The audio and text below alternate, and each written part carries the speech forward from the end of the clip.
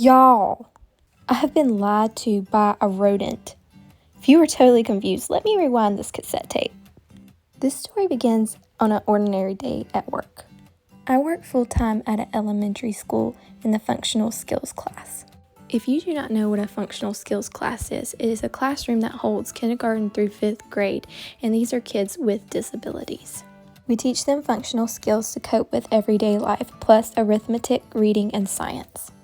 You've got to be wondering, Abigail, what does this have to do with rodents? I'm getting there. As a teacher's assistant, I was instructed on this day to help gather all the children at their desks to sit down and watch a video on the smartboard. This is no easy task, because out of 10 kids, only one of them does not have autism. Once seated, there were some eager to watch the video, some were just listening, and the others just didn't care at all. This video, however, caught my eye. Some grown men in Pennsylvania wearing top hats were walking down the street. They dressed like they were going to be in a whimsical movie, or maybe even a musical. They get to the middle of the crowd, reach into a burrow, and pull out none other than a groundhog. That's right, we were studying Groundhog Day at school. Now this groundhog's name is Phil, and it is short for a very long name that I really have a hard time pronouncing. But that's beside the point. This groundhog is very, very sweet and cuddly. Like they're standing up in the middle of the street, petting this groundhog and holding it while everybody around them is cheering and laughing and having a good time. Like I've heard groundhogs are mean. Well, this one little man stands up in front of all the other men and he starts spitting out a passage that rhymes and says that Phil has seen his shadow. Well, if you don't know what that means in groundhog language, it means that you're supposed to have 6 more weeks of winter. Here's where the lie lays. Here in North Carolina, we have had our early spring. It has been in 60s and 70-degree weather. Not only are the birds singing, but there are flowers blooming everywhere, and the grass is getting so green. We have also had no snow at all this year, which is very heartbreaking. Punxsutawney Phil, bud, you gotta get it right next year. Like, no more slacking. You have to get it right. No more seeing your shadow when there's gonna be an early spring. Our kids are so innocent-hearted. Like, it is so precious sometimes. We spent the rest of the day trying to explain to them how the groundhog helps God tell the weather. Anyway, that was my long roundabout way of telling you about how spring is here in North Carolina. I'm glad because if it's not going to snow, better weather, warmer weather needs to come on.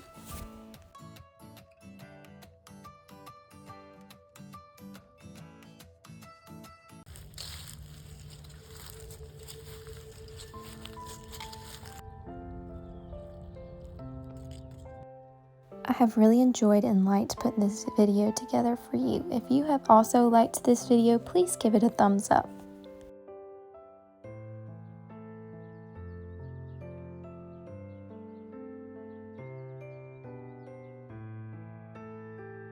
You are so welcome to walk inside my cottage with me as I try to find a way to decorate with these lovely daffodils. I found these daffodils in the woods out behind my house. I think maybe the wind carried the seeds out there and they just planted like wildflowers. How lovely is that? I'm going to be using this bluebird teapot to hold my daffodils in. I thought maybe the contrast with the chicks in the teapot would kind of make the daffodils pop. But y'all, my grandma used to collect teapots when I was very, very young, and now it has come full-fledged because I have a very, very high weakness for teapots and teacups. This little teapot used to be my grandma's. She let me pick it out of all of her teapots just to remember her by and for a keepsake memento. I picked this one out because it caught my eye with the little bluebird on top with the chicks, and it also has matching teacups to go along with it.